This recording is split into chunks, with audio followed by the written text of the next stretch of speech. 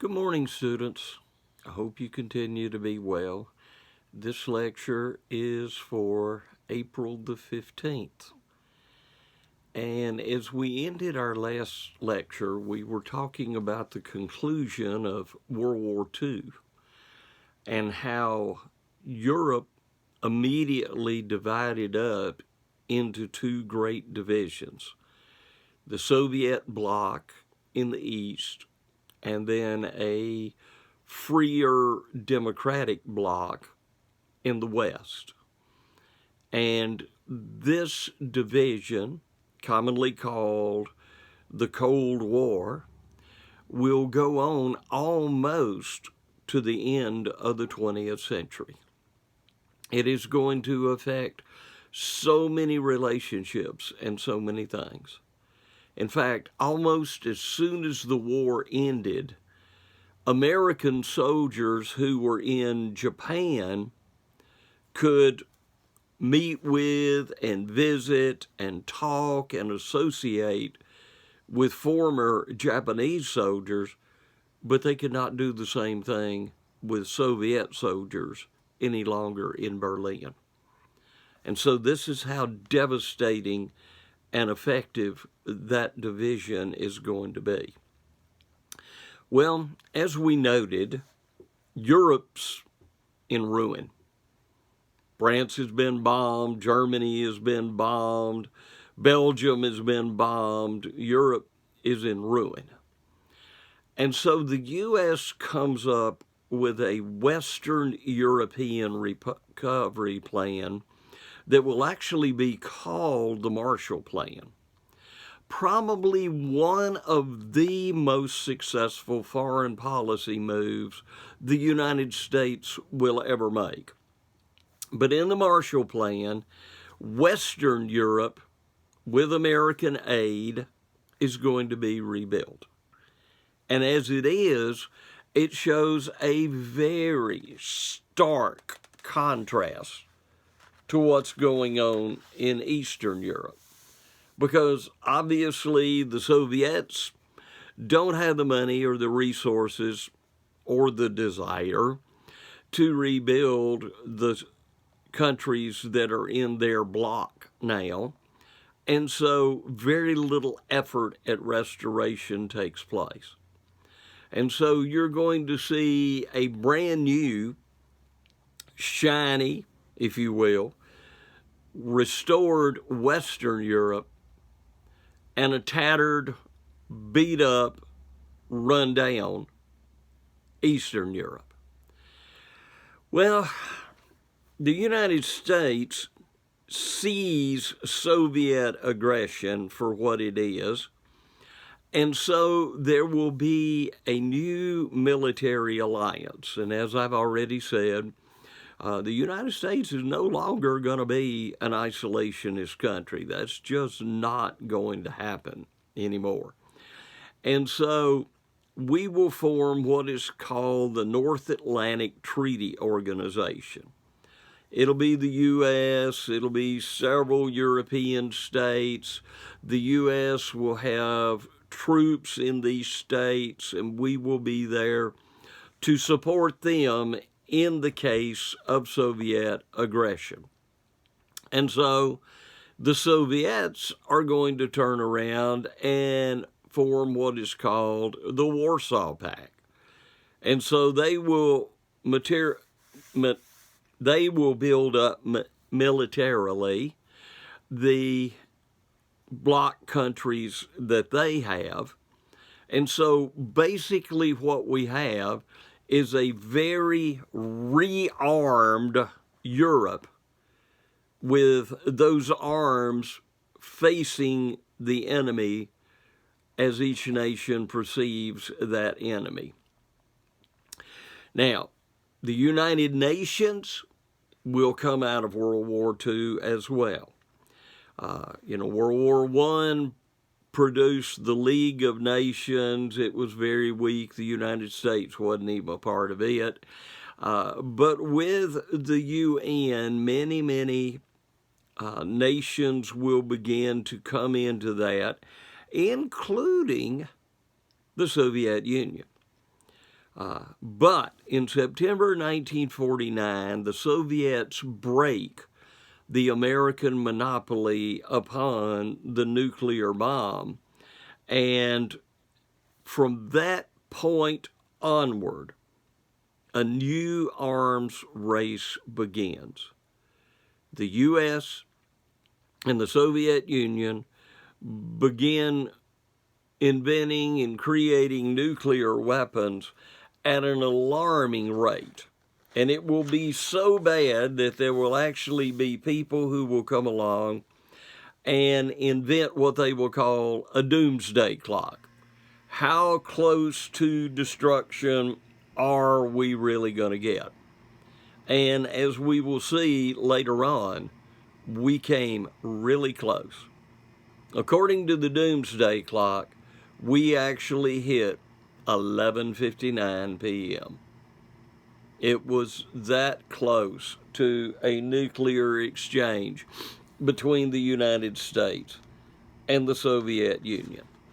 So the U.S. is going to come up with a policy of what we call containment.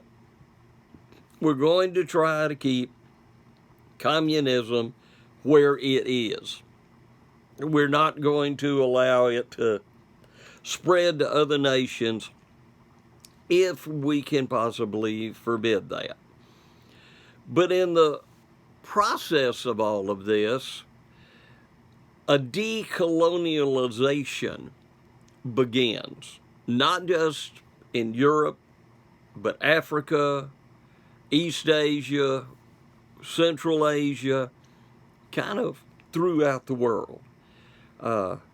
Many of these powers that had been involved in the imperialism of the late 19th century just no longer can hold on to those colonies that they took over. And so they began to let them go. They let these imperial possessions go through their fingers, if you will, and many, many more nations, therefore, will be able to become independent nation states. So, as we think about the Cold War in Europe, obviously there is a huge division. You've got competing political, military, and economic blocs. You've got Winston Churchill, the great spokesman of England, saying that a huge iron curtain had descended upon Europe. And quite honestly, students, that was a great way to describe it. Churchill always had a way with words. And so he will describe the situation that exists. So really, by 1947, actually a little before that, East and West Europe was way of life. And East and West Europe were very, very different. Because the Western European nations, whether they were entirely thrilled about the fact or not, were tied to the United States. And obviously the Eastern European nations, definitely most of them not liking it at all, were tied to the Soviet Union. And the Soviet Union not only had armies within these nations, but they would use their armies with extreme physical violence to keep those nations in subjection to them. So you had an iron curtain, and the Soviet Union, if you will, with an iron thumb on all the nations that they were dominating at the time. Stalin would exercise sole authority. You know, these nations supposedly had their Communist Party, but everybody in every nation answered to him. And between 48 and 53, he dominated with extreme power. And if you didn't go Stalin's way, you generally vanished.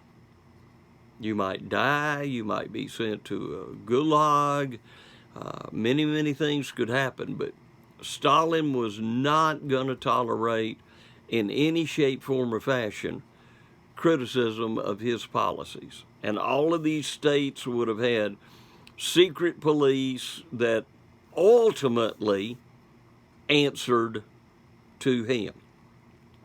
Now, after his death in 1953, there will be some seeds of dissent and some seeds of nationalism that will begin to grow.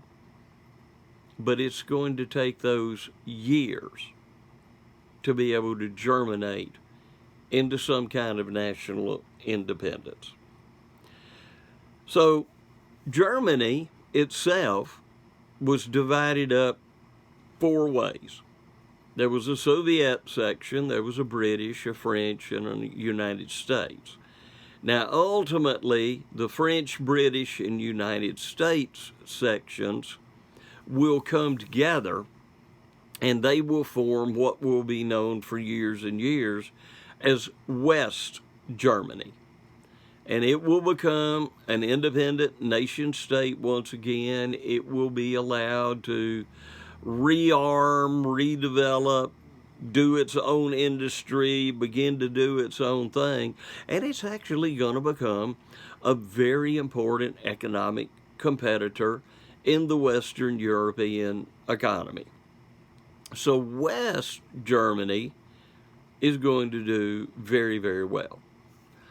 East Germany is going to lag terribly behind, being dominated by the Soviet power and being dominated by the communist philosophies and the Soviet military.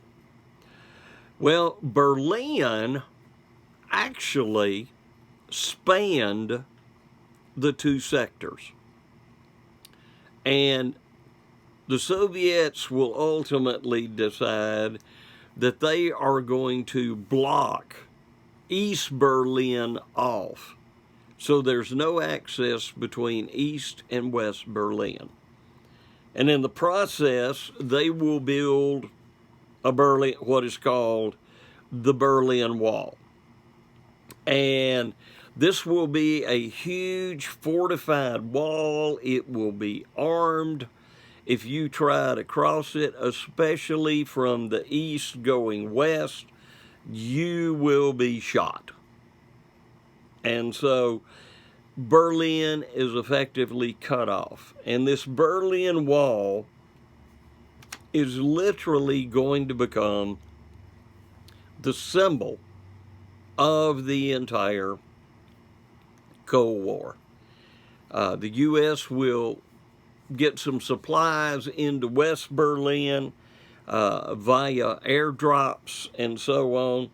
And ultimately, there will be a little easing of the tensions, but the wall will remain there until the collapse of communism. Okay. In 1957, the U.S. is going to be totally awakened from its complacency. The U.S. figured we were more powerful, we were better, we were ahead of the Soviets. And in 1957, the Soviets will launch the first human-made satellite into space around the Earth. And this sent shockwaves through the United States. It shook the American people to their very core. It shook the educational system in America to its very core. And suddenly America realized the Soviet Union was one up on us in a very big way. And of course, the Soviets made as much propaganda out of this as they possibly could. And then, just a few years later, in 1961, the Soviets will launch Yuri Gagarin, the first cosmonaut, into orbit around the Earth. And again, they are ahead. They are leading. Now, it's very interesting when Gagarin orbited the Earth, of course, coming from a communist state where the chief religion is going to be atheism.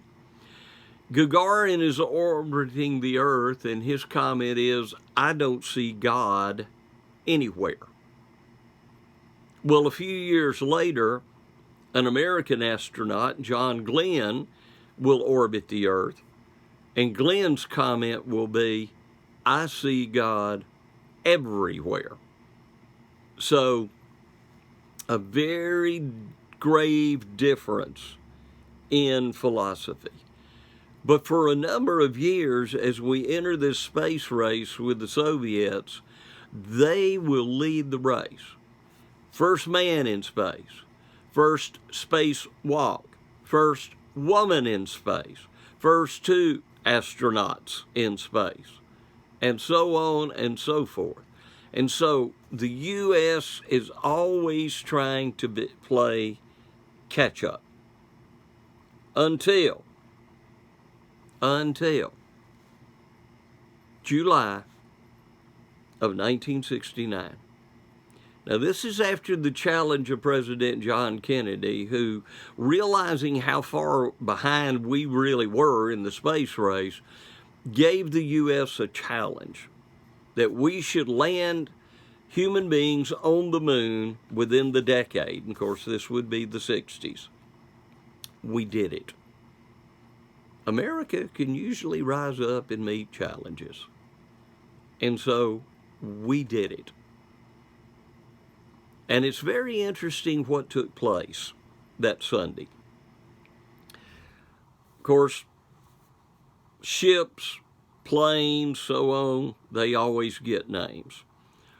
Well, the name of the lunar landing module, as it was called, was Eagle. And so as Neil Armstrong and Buzz Aldrin touched down on the surface of the moon that Sunday afternoon, their response is very, very interesting. Tranquility Base here, and that's where they had landed, the Eagle has landed.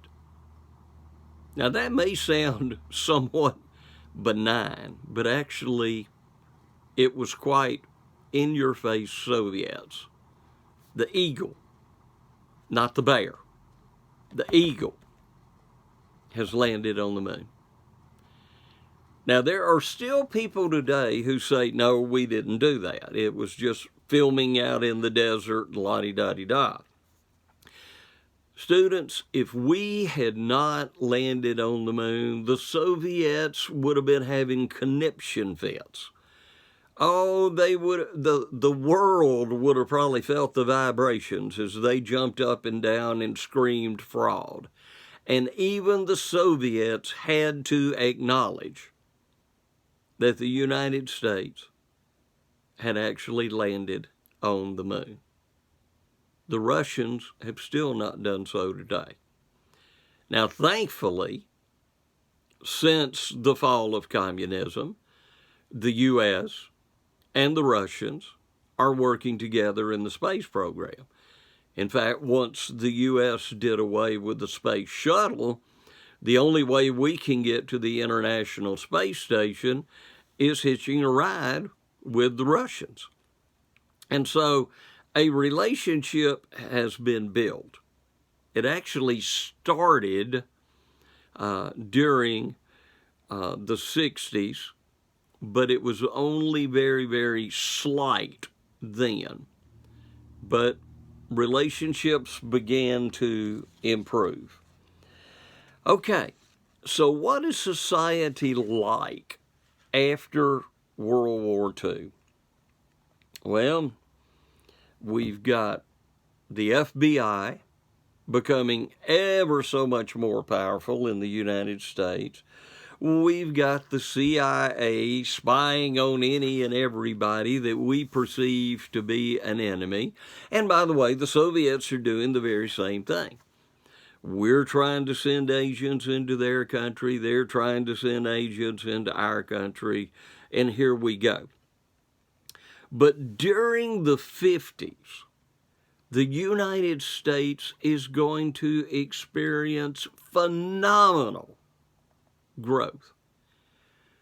The boom we had in producing military during World War II just continues into the 50s, and it is a decade of American triumph. Industry reaches its peak. Income rises.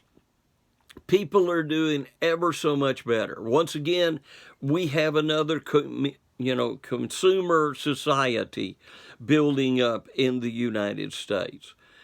There's air conditioning, there are new automobiles, and people are traveling, and there are restaurants building up, and motels building up, and America is living an unprecedented standard of life, and the world sees that.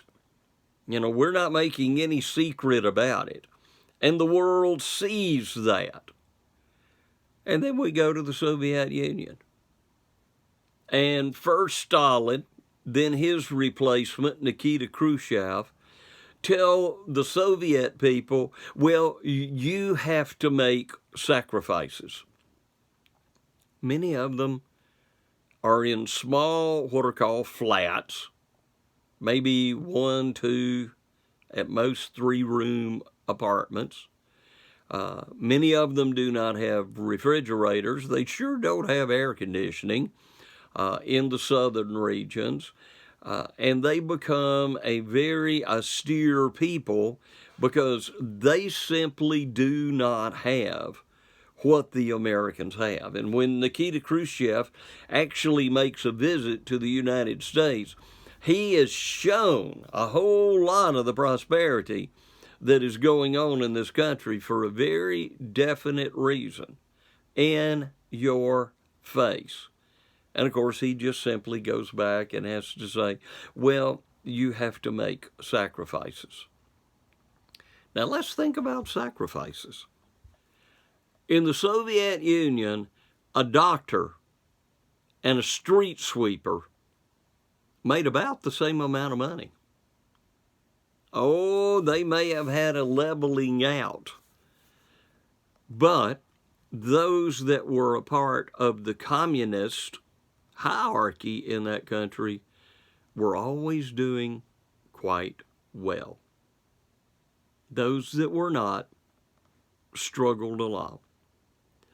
Repairs weren't made. Buildings that were damaged during World War II and the German invasion remained damaged, many of them in ruins, but the frames of those buildings still standing. It was obvious that there was a difference between the East and the West. The West was doing well. The West was prospering. The East was struggling and not. So, big differences arise in these two blocks that are opposing each other, not actually just in Europe, but in the world. Well, in 1950, hostilities break out on the Korean Peninsula. Now, let's realize Korea had been conquered by Japan during the war, and when they finally regained their independence, they were somewhat divided. And so there were two Korean spheres or states set up. In the north, you had one that leaned toward communism. And so the Soviets were more than happy to provide them with weapons and military supplies and so on. In the South, you had one that leaned, air quotes, more toward democracy. And so in June of 1950, the North, in an unpreempted move, attacked the South. And they literally almost drove the South Korean army off the peninsula. It will take a counterattack using an amphibious landing by American troops to begin to turn the tide and start pushing this North Korean army back northward. It was noted that there were Soviet weapons, Soviet artillery, Soviet tanks being used by the North Koreans. And for a time after the counterattack, it actually appeared like the South might turn around and take the North. And then, not listening to a Chinese warning, China will filter in some 300,000 troops. And they will drive basically the Allied army back to the 38th parallel, which is what had divided the country before. And the war will bog down into a stalemate with treaty talks lagging for years as no official progress is made. It will finally get to the point that President Eisenhower will threaten to use nuclear weapons on North Korea, and an armistice will be agreed to. Not a peace. Technically, right now, today, the United States, South Korea are in a state of war against North Korea. It is simply a ceasefire. Now, officially, this conflict has been called a police action. Now, if you were one of the soldiers, you knew this wasn't a police action. It was a war. But what was important about the Korean conflict was the fact that it was the first test at containment. And yeah, we held our own. Of course, the UN will actually accept the war. Several countries other than the United States will be involved in the war with us. So it will be an international type war. But still today, as I'm sure you're well aware of, the two sides are still equally divided and equally near a flashpoint at all times. Well, in 1959, down in Cuba, remember our Spanish-American War, and we'd given our friends in Cuba their independence, and they had worked with the United States. There were ways that we were tied together, and there were some who viewed the Cuban government as being extremely loose and corrupt. And so there will be a revolution led by an individual named Fidel Castro. And he will overthrow the government. In doing so, a lot of Cubans are going to leave Cuba and come to the United States. Castro will immediately align himself with communism. He'll cut off sugar imports to the United States. And, of course, ultimately, the United States will turn around and we will place an embargo on Cuba. And in doing so, basically Cuba is pushed right into the Soviets' hands. And so the Soviets offer military, they offer economic aid, and Castro takes that up. Well, the CIA took a bunch of exiled Cubans, put together not even a ragtag army, and tried to invade Cuba and take Castro out of power. This thing failed miserably. And unbeknownst to the United States, the Soviet Union had moved nuclear missiles onto the island of Cuba. Now that's 90 miles from Florida. And suddenly, a huge confrontation between President Kennedy and Nikita Khrushchev begins to take place.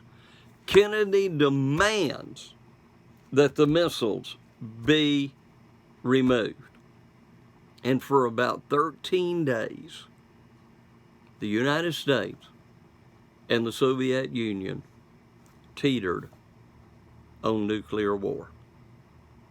Now, if one nuclear missile had been fired out of Cuba, Kennedy would probably have destroyed the island and actually fired on the Soviet Union.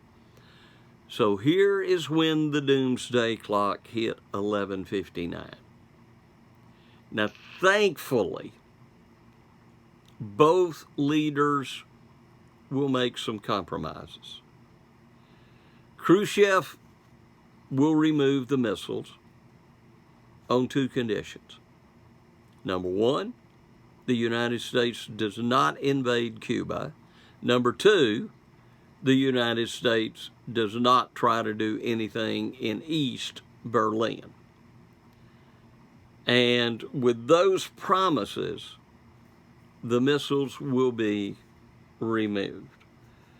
There will be a hotline established. Literally, the leader of each country will have a phone in their office that, to pick that phone up, will put them in direct contact with their counterpart in the other nation. Because both nations realized just how close we had really come to doomsday. And so a nuclear attack is averted. But Americans are still paranoid. There are people building fallout shelters. You have fallout drills at school, kind of like you may have had in elementary school. You had a tornado drill. Well, they had bomb drills, and so on. And so the world is not a wonderfully secure place anymore. All right, let's talk about some of these independent places that take place. Of course, as we had said earlier, Gandhi had begun a movement toward Indian independence, and as it begins to look more and more like that is going to be a possibility, Muslim separatism, and remember, northern India had been dominated for years and years by Muslims, they began to assert themselves. So as it will ultimately turn out, when India does gain its independence, part of northwest India will split off and become known as Pakistan. And it will become a primarily Muslim state. The rest of India will be a primarily Indian state. And there are pictures of the main road between these two new sovereign states, and you'll see Hindus leaving Pakistan and headed to India. You will see Muslims leaving India and headed to Pakistan. And there will be a mutual distrust between those two nations. And there is still a very tentative peace that exists between the two of them. India will primarily unite, and they will have a British-style political system. In Pakistan, the system will follow more of a Arab type style. And there will be a strong religious influence upon anything that takes place in that nation. Okay, well, Vietnam is another country that, like Korea, had divided North and South.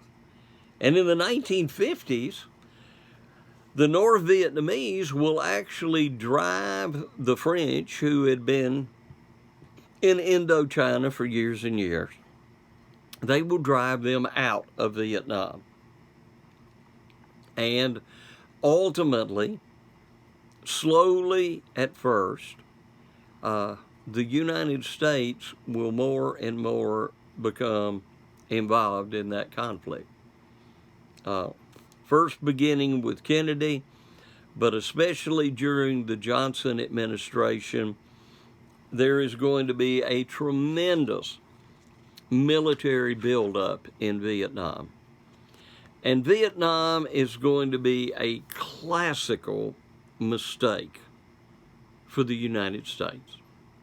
Number one, we underestimate the determination of the enemy. Remember, that's what the British did during the American Revolution. And of course, the United States winds up winning that. Number two, the United States had no real clear objectives for the war. And until our war in Afghanistan, the Vietnam War had been the longest war in American history. That will change, but it was the longest war. It will become a tremendously politically charged war. It will become a war that is tremendously unpopular. And so American troops in Vietnam are going to become very much discouraged because they believe they're being betrayed at home. Now, Vietnam was the first war that was basically played out on television. And quite honestly, for the first few years of the war, there was all kinds of propaganda being handed down the pike. If as many North Vietnamese soldiers had been killed as the statistics said, we would have wiped out all of North Vietnam. And as it came out, obviously that did not take place. It is going to be an extremely unpopular war on college campuses, by the left. And so American troops are going to begin to feel, and this is a word I picked up in a book I read by a Marine evac helicopter pilot. He was an officer. Of course, his job was to fly in, get wounded, fly them out, and so on. And he wrote a book on his and his comrades' experiences. And here is an officer using the word betrayed by his country numerous times. And that's how the soldiers really felt. They felt they had been betrayed by their own country. So they were fighting an enemy. Sometimes they didn't even know who that enemy was. And then they were fighting an enemy back home. Now, students, a lesson, and this is an important lesson. You may not be wildly in support of a war in which the United States is engaged. But please, even if you don't support the war itself, do support the American soldiers that are serving in that war. They are just part of the military. They're just trying to do their job.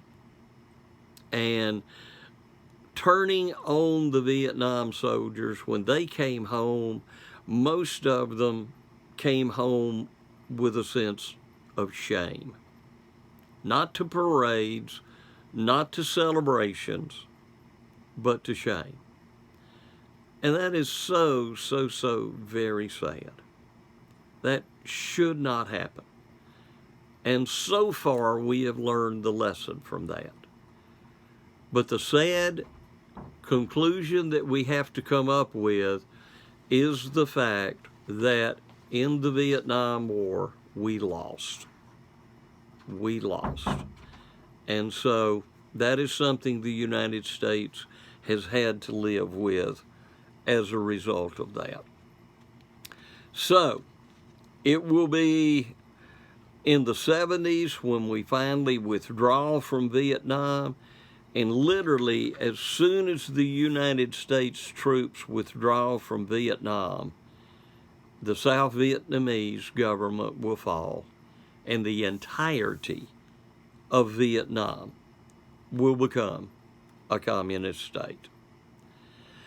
Well, in China, after the Japanese defeat, again, we have a power struggle between communists and others. And there will be a communist takeover in China, and it will become the People's Republic of China in 1949.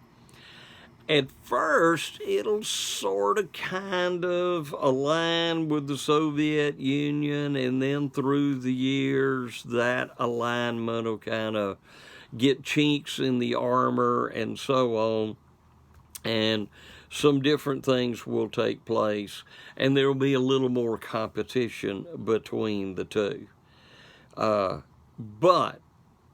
this takeover, like so many other takeovers, will be with severe repression, a series of agrarian laws, and realize China's always been a primarily agrarian state, will take over the holdings of the peasants and the landowners and distribute them among the peasants and kind of spread it out and so on. They will try to collectivize farming, and that will turn into a disaster. And they will actually have millions of people that will wind up starving to death as a result of that. But by about 1964, there was definitely a rift that existed between the Soviet Union and Communist China, and this rift has actually continued to remain there. Now, in 1966, China will have a cultural revolution. And in doing so, they want to throw out some olds, O-L-D-S, as they call them. Old thought, old culture, old customs, old habits. And you will have the Red Guard revamping the nation to literally destroy the past. So I hope you're wondering in your mind, well, what did this do to Confucianism? And obviously, it damaged Confucianism tremendously. Confucius was probably, proverbially speaking, rolling in his grave as a result of this. So it was a very, very repressive thing. And only in the last few years has China eased up a little bit. They have become very competitive in the economic world because they realize pure communism obviously cannot work. But still, they are one of the communist holdouts in the world. So as we look at 2020, you have North Korea, you have Vietnam, and you have Cuba and China as your communist holdouts in the world. To an extent, Nicaragua in the Central American region tries to be a communist state. It's more aligned to Cuba than anywhere else. Okay, let's go to the Middle East. In 1947, and of course the British controlled what was known as Palestine. In 1947, the British decided there should be a small Israeli state set up in Palestine. Now, you can imagine the people that were already there had no desire for that whatsoever. But this was kind of a way of allowing some of the Jews that had suffered so much during the Holocaust to be able to get a new place for a new start. Well, the Palestinians convinced their Muslim neighbors to declare war on this effort, and there will be sort of a pan-Arab nationalism, and you will have a war take place. And even though the Israelis were anything but prepared for a war, they will defeat the Arabs. And in doing so, they will actually take more territory than had originally been allotted to him. And one of the great hypocrisies of our time is this effort. Okay, the Palestinians called on their neighbors to drive out the Israelis. They failed. They lost territory. They have whined. They have cried. They have carried on now for all of these years. And the other Arab states have whined. They have cried. They have carried on. This is why they hate Israel today. And yet, none of those Arab states, even the countries that helped during the war, offered those Palestinians a place to come to their country and live. Now, students, I don't know about you, but I call that hypocrisy. I call that total hypocrisy. But that's part, only part, but part of the situation that exists in the Middle East today and why the Israelis are so hated by the Palestinians. But literally, Israel will defeat Egypt, Jordan, Syria, Lebanon, and Iraq. And it will be a stunning victory, and it will not be the only victory. They will have a 6-day war in 1967. They will have another war following that. And of course, the Israelis, in the course of every one of these wars, will wind up taking more territory. Israel is an ally of the United States. There are some Arab states that, given time, have worked to have more peaceful relationships with Israel. Egypt has done so, and it cost Egypt.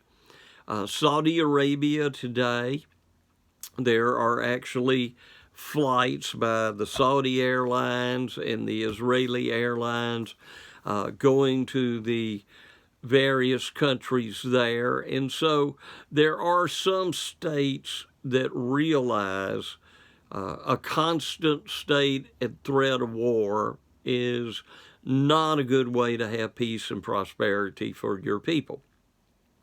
And so there are some efforts. Of course, in the case of Saudi Arabia, this is just an observation, Saudi Arabia and Iran are two different sides of that Muslim Sunni Shia court. And so Saudi may be looking for a very, very powerful ally in the case of a war over there.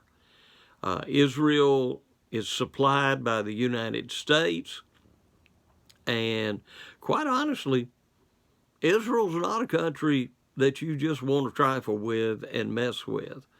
And so they are someone to be considered as a power broker in the Middle East. And in a sense, it may be that Israel is the one, indirectly at least, keeping the lid on a war breaking out among several Middle Eastern states.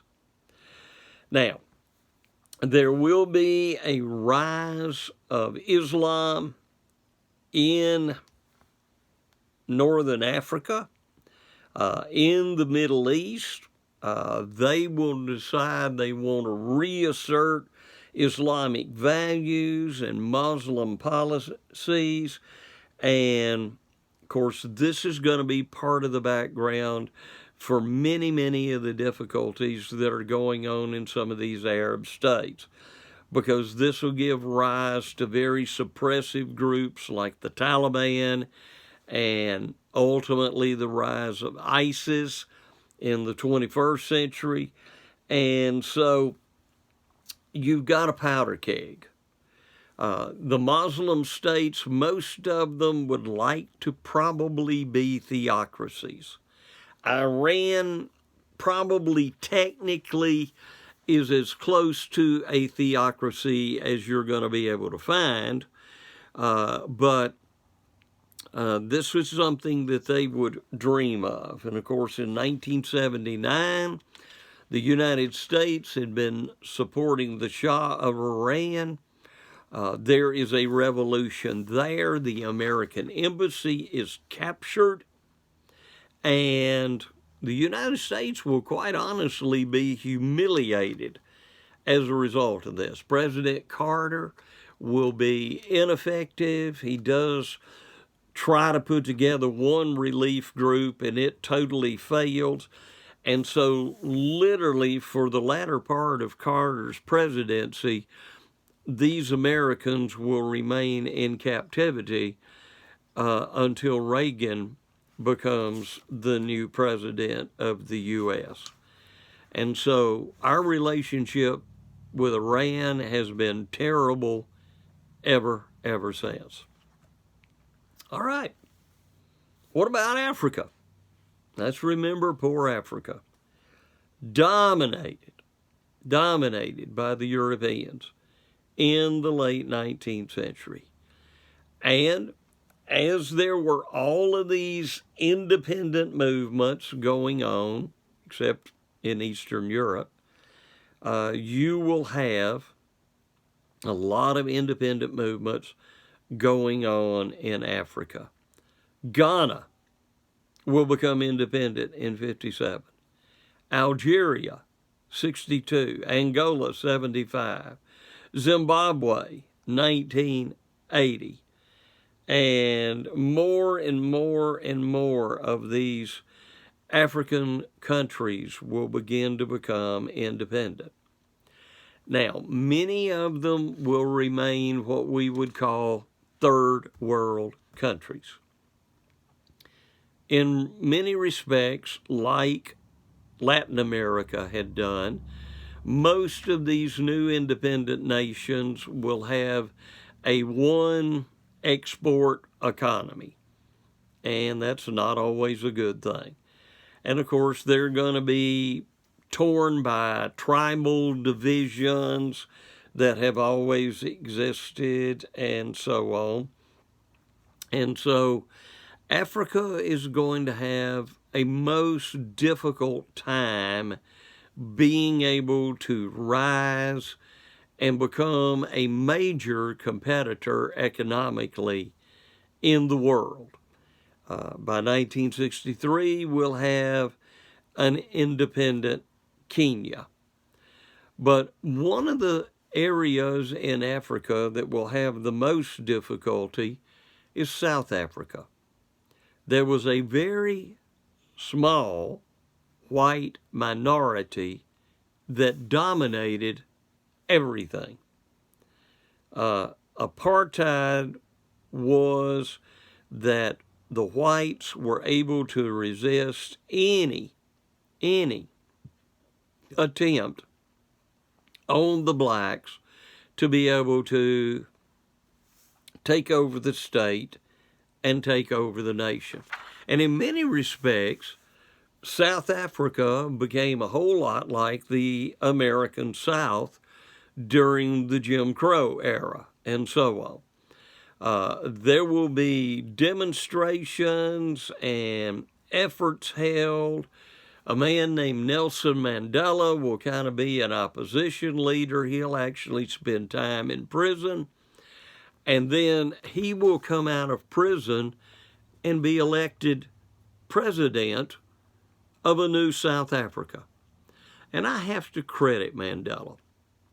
I think he was brilliant as far as his politics went, because he could have gotten vengeance on those people that had thrown him in prison and mistreated him. Instead, he sought to do everything he could to unite his country. Some of the very people that had opposed and arrested him were actually put on his cabinet and served with him. And then he took two major things in South Africa to work those to unite his people together. One was the national soccer team. The other was the national rugby team.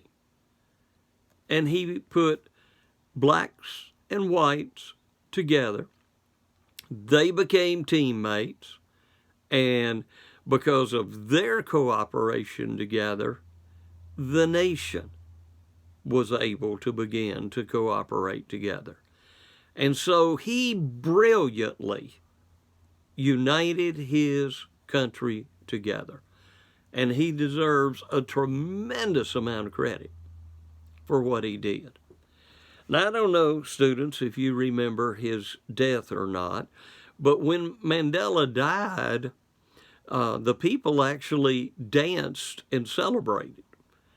And of course, a lot of Americans looked at that and they said, what? You know, that's so strange. A man they view as a great leader, and they dance at his death. But that is African tradition.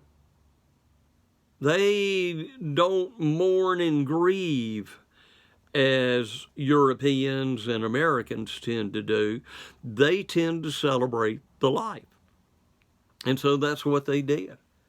That's why there was the dancing in the street. They were celebrating the lives of what they considered to be a very, very great man.